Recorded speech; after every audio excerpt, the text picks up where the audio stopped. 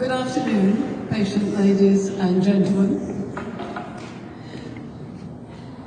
I'm going to address the issue of success as a woman in a man's world. And I want to ask you, in the first instance, is it a battle or is it a game? Who votes for a battle? Good. Who votes for a game? Good. So let's have a look at what that game might be. Now I'm going to whiz through this in a reasonably short time because I think we're a very small audience and we can all take this on board. I've been studying men and women and how we relate, and specifically I want to look at the boardroom of corporate America. In the Fortune 500, I don't know whether you know how many female CEOs there are. Anybody want to guess? 33. So 33 out of 500 are females. And apart from Mary Barra, who's the CEO of General Motors, where there's a balanced board, 50-50, the rest, I have no idea. I suspect that the female CEO is not surrounded by all women. So it's a very, very man's world. And is it? What do we want it to be? How many of you had a difficult relationship with a man in business? Any of you? We've got a few, yes. Have you ever felt that men have taken your ideas for their own? Yeah, I've got a few nods there. Have you ever felt criticized unnecessarily by a man? If you have, I want to bring about an idea that it's actually not that is actually happening. It's the fact that we are two very different types of human beings. And if you know any difficult men, I'm going to put my first proposition to you, which is there are no difficult men. Are you okay about that? She's looking a bit curious. There are just difficult situations in which we don't understand each other. So that's my proposition, because I want to find out how we can actually work better together, because this is what not just corporate America needs, but the corporate world and the entrepreneurial world and the familial world and the intimate worlds of happiness between men and women. So one of my goals is to draw a line in the sand. I think it's time enough that we stop arguing, we stop bashing down the door of the boardroom saying we women want to get in there. I think we can get it open in a very welcoming way. I want to reframe the merger. I think the whole idea of men and women working together is a merger. It's not a takeover, it's a merger. And we are women, one of the main parties. Now it's great to see men in the audience, so I'm not excluding you, but as it's a women's conference, how do we understand that merger as women? And the third thing is I want to change the rules. Well, I don't want to change them recklessly. I want to change them with mutual value. Okay, so how do we do this? I'm known as the ambassador of magical conversation, so indeed this is what I need to do because it's my passion. And it's very important for me that we actually get to this situation, which is world harmony, one conversation at a time. So that's every single conversation that you have, whether you're working together, you're living together, you're playing together, whatever it is, one conversation at a time. Are you okay with that? It's a good idea. I know Kathleen will understand. So what is it all about? Very often women see that men are climbing up the ladder and leaving them behind. But I think you'll all agree, in today's stats, there's a tsunami of women rushing towards the top of business. In fact, in most corporate America businesses, 3/4 of the workforce are female, even though the board might be all male. So the women are here, we're women to stay, and we're women entrepreneurs in the room. So one of the things is that we want to make sure that we understand how we're going to get along. Now, Dr. Phil, who I'm sure you all know, he's an American doctor, isn't he? Dr. Phil says people do what works. So women do what works and men do what works. It's just sometimes it's not the same. So we need to find out what our difference is. And I think sometimes the world is a bit like this. What happens is, the man is climbing up, he's at the top of the ladder, and he's not quite sure what the relationship with women is. I've done some research with men, asking men about men, and all of them had told me that they're confused at the moment about what women want. And these are men of all different generations, from the UK, from America, from Canada, and Australia. My proposition to you is that as women and men together, we want to get to this kind of situation where there's a mixed boardroom, a mixed team, a mixed department, whatever it is, that we actually create a circle of intention. Now, I did display this yesterday. It's about joining up the dots. So if I know what the me in me is, I can share it with every relationship. That might be me with other women, or me with men, and that might be in the boardroom, in the bedroom, in the kitchen, in the coffee shop, whatever it is. This value cycle is what I call value creation. Now, we know that sometimes women in a hashtag #MeToo era can be quite vitriolic and aggressive about how they want to get on in business, for sure. And I want us to use our energy in the right way. So what I plead to you is, as women, that we become professionally strategic, professionally savvy, and maybe a little bit sassy. And that is okay, because we want to be unique and we want to be who we are. But don't let's roll in there fighting our way in a battle. Is that okay with everybody? No battle, just a game of life. So one of my studies is that men and women have different hard drives. Now this is picked from external research, general research, from Mars and Venus, from many, many books written about men and women. But my own study is going to put another layer on, and I will tell you what that is in a minute. I know that men have a different hard drive to women, and, if it works, men think and talk metaphorically in boxes. So men are more unilateral, they're more one step at a time, or either or, biologically and neurologically. Now, not all men are like this, but generally.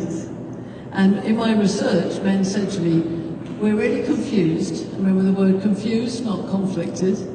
They were really confused about what women really wanted out of life, and certainly in business.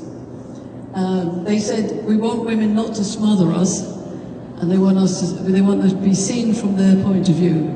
I.e., they're good guys, they want to be there, they want to help women, they want to be working with women, but they don't quite understand us. And for some of us, I think that's not a surprise, because we are much more complex.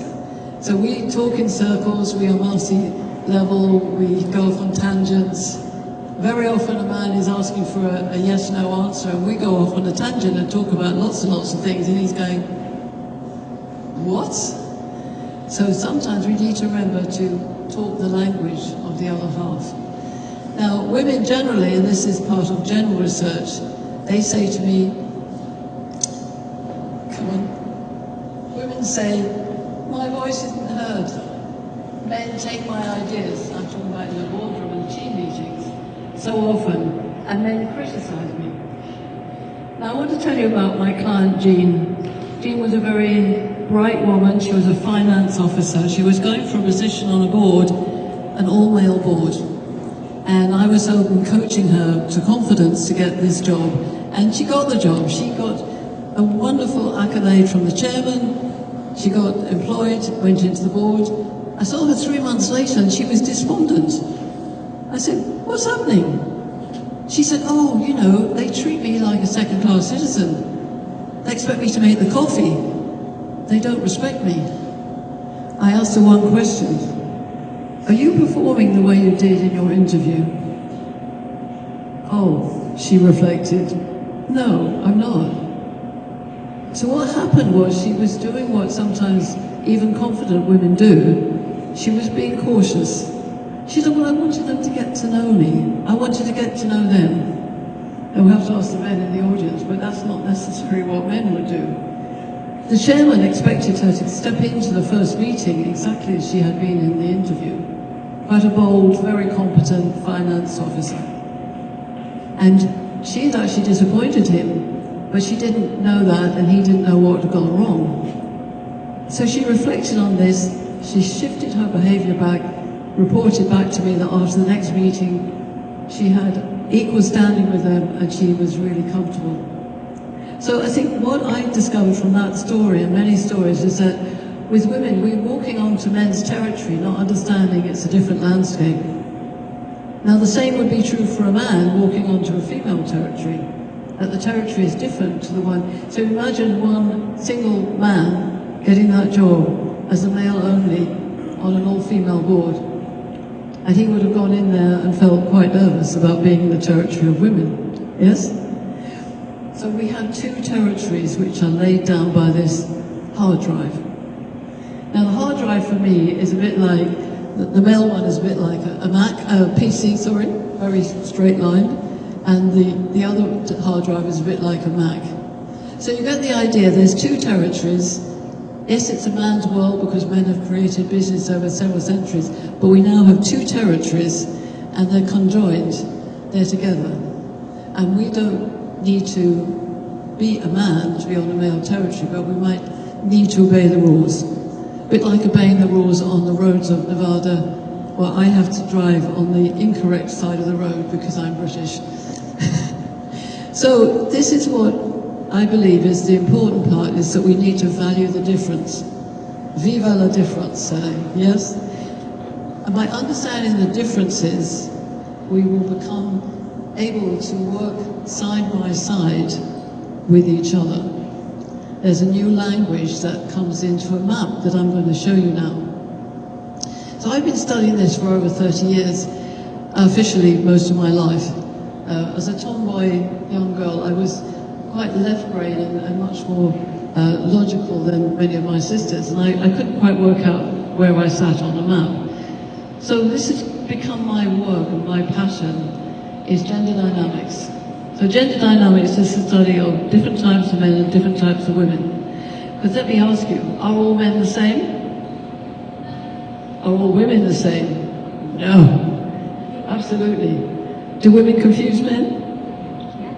I'm looking to you men to ask us a question. But the issue is, different types of men, different types of women. We now have that matrix because 50-50, the balance of power is going to become more balanced, more equal. Now I think we've been looking at equality in the wrong way. We need to understand difference. So I'm going to show you a map. So if you focus on the screen, the square one is the male territory, and it's designed to be very flat and lines and boxes and straight lines, either or decisions. The woman's one is bubbly and soft, and I've got some demonstration models here. So this is Scrub Mummy. Have you ever seen this? So what's interesting is Scrub Mummy and Scrub Daddy. Have you ever seen these in the supermarket? It's very interesting because this has been designed so that Scrub Mummy, which is the female one, has a soft side and a hard side. And the male one is all hard. And it says on the packaging that when you put Scrub Mummy in warm water, she becomes soft. When you put her in cold water, she becomes hard. So maybe that's a good metaphor for how women are acting. So what we've got here is we've got a very wonderful sponge surface for women. We have so many ideas, so much imagination. And men are men and women are women. Now I knew I wasn't a man, so I knew that I was a female, but I had a good, strong masculine energy. So I created a map so I could decide where I was on the spectrum. And of course then I realized there were masculine males. So there were men who had a strong masculine energy. And obviously following this logic round, as I would do as a logical female, there are feminine females who are more intuitive females, and FMs who are servant leaders, are philosophers, are the Nelson Mandela of the world. Okay? So I've had to give you some examples on there. I would put Nelson Mandela as FM, Mr. Trump as MF would be maybe Angela Merkel, if you know the Prime Minister, the Chancellor of Germany, and the FF as Margaret Thatcher. Now you might disagree with me on these, but I can talk to you later about that. I'm going to show you an example which is much closer to home, to American home. So if you like, the idea is that we need to understand characters. Do you know this character? Yes? I hope you recognize him. There's Joey from Friends. Now Joey was very much a masculine male, wasn't he? And Monica was our lovely MF. Hope she's going to come up there. And they needed to learn to talk in boxes and circles. So there was Monica. She was our tough girl. She was the one who couldn't quite get into her feelings until she fell in love with Chandler. And she fell in love with Chandler, who, as you know, was the soft guy in the three mix. And of course there was Ross, who was in the middle, never quite sure of his masculine or his feminine side. If you remember the series, he was always bouncing around. Now he fell in love with Rachel, of course, who was over there, and she had the same challenge. She was always not sure how feminine she wanted to be or how masculine she wanted to be. And then, of course, we had Phoebe, who was the feminine female at the bottom. Now these are just illustrations. I've used this map in many, many situations with other examples. We could put Pierce Brosnan there at the MM and Tom Hanks down there as a soft guy. We had Jamie Lee Curtis up there and Meryl Streep down there. So the idea about this is that this is a map that helps us understand this new arena that we're in, where there are many, many men and women working together. Now, those of you who go on LinkedIn, do join me on LinkedIn. I've written an article which is Men Opening the Doors for Women on Boards. I'm convinced that with a map like this, we could actually open up the boardrooms, but we need to ensure that when the women walk through the door, they are sharing the same language, because otherwise it's going to be a disaster. And there is some fear and trepidation out there for men today. As I said from my research, there was a very, very constant thread of this confusion. And in fact, every single man said, I just don't know whether to open the door for a woman. Now, because some women might say, oh, thank you very much. And others might say, what do you think you're doing? I don't need that. That is all down to conversations. So my goal with understanding this matrix, this map, it helped me understand how I could identify myself. So the extra element in here, over and above biology, neurology, is physicality. Now I discovered when I was an image consultant that all the women who stood like me, straight, with a very square, angular body, and I'm not going to go into all the details, but they were all much more masculine-minded.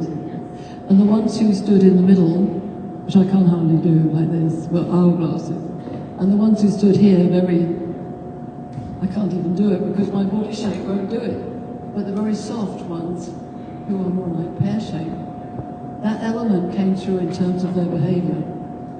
And the same was true with men, although of course men are not hourglasses. But if you take a very MM shape, he will be very angular features on the face and the shoulders, a shorter body, longer legs, and the pear will have a longer body, shorter legs, and softness, as did Nelson Mandela. My theory is going to be explained in my next book, but to start with, I have my magical conversation book. So the next book will explain all of the maps, all the details, and all the physicality. But for now, I'd love you to come and buy my book. It's about the philosophy of that cycle of intention, of helping us understand each other. And I also offer you an opportunity to explore any difficult situation that you have in your life. So I'm offering you a chance to resolve that without, whoops. So I have cards and I have a folder if you come to my table. But the lovely thing about this, and this is a great advantage, if you have a problem situation, not a problem person, but a problem situation, and you come and have a session with me, you don't need the other person in the room. Now that's quite an interesting thing to think about. But I have had wonderful success. I had a gentleman who came, he wasn't sure about his relationship with his daughter, who was in her 40s, he was in his 70s. We resolved this just using the map and exploring all the ideas. he responded to me a month later how his relationship with his daughter had changed immaculately, and with his son as well, because he identified other people on the map through this process. So that's my offer to you today, especially for this conference, and to understand that you are somewhere on the map. I am the ambassador of Magical Conversations, and my goal is to help you be successful through understanding who you are and where you are on the map of life. And that when you do that, you will actually be much more in sync with yourself, with your other half, your colleagues, your family, and everybody about you will be able to see the magic that's in you. Just imagine you go into a room, you spot all the people, you identify who's MM, who's FM, blah, blah, blah, blah, blah, you've got the code. When you have the conversation with all those people and you get each of them tuned in to where they're coming from, you will be the magician in the room, and they will be so grateful to you. Thank you.